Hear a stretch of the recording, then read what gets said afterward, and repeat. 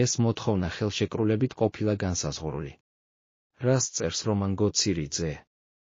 რომან გოცირიძე ფეხბურთელ ნეიმარის ანაზღაურებასთან დაკავშირებით სოციალურ ქსელში ვრცელ პოსტს ავრცელებს. დაიწერა, რომ ნეიმარი პარი სენ-ჟერმენში თამაშის დროს მატჩის ბოლოს მაყურებლებისათვის ტაშის დაკვირისათვის იღებდა ბონუსს 200,000 ევროს ოდენობით. ეს მოთხოვნა ხელშეკრულებით ყოფილა განსაზღვრული. ეს ფული სამჯერ მეტია იმასთან შედარებით, რამდენსაც იღებდა ხელფასის სახით წელიწადში ხვიჩა კვარაცხელია ნაპოლიში. დღესაც კი ps მოთამაშეთა საკმაო ნაწილი ამდენს იღებს წელიწადში, ანუ ნეიმარის ტაშის ტოლფას.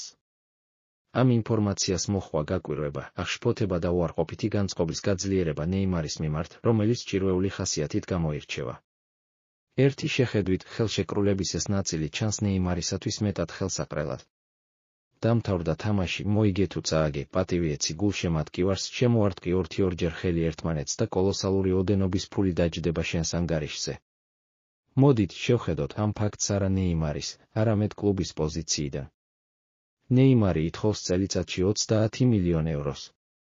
ვიცით, რომ პარიზულმა კლუბმა მასში ფეხბურთის ისტორიაში არ ნახული ოდენობის 222 მილიონი euро გადაიხადა.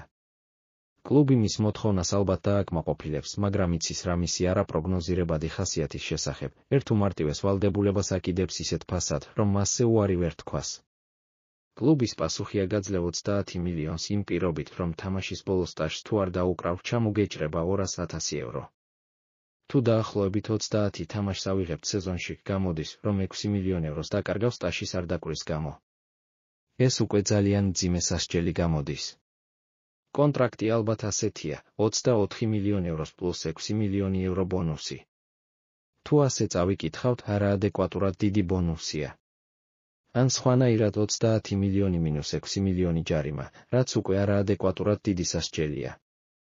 გააჩნია რა ფოკუსით შევხედავთ მოვლენას. მოვლენა ერთია, მაგრამ რომელი ფოკუსით ვხედავთ, გამომდინარე აქედან, სრულიად განსხვავებული და ზოგჯერ ერთმანეთთან შეუთავსებელი დასკვნები შეიძლება გამოვიტანოთ. ფოკუსის არჩევა არის ცნობიერი გადაწყვეტილება, უნდა ვიცოდეთ, რომ შედეგს პერსპექტივა, ზერის კუთხე აყალიბებს. ფოკუსით ადვილია მანიპულაცია, როცა ცდილობენ, რომ ერთ ლინზაში დაგვანახონ ფაქტი.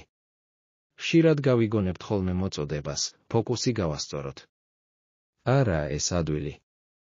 ვინც ფოკუსს აკონტროლებს, ის ახერხებს დისკურსის მართვას. ყველაზე დიდი პრობლემა იმაში მდგომარეობს, რომ არ ვიცით, თუ რა არის სწორი ფოკუსი.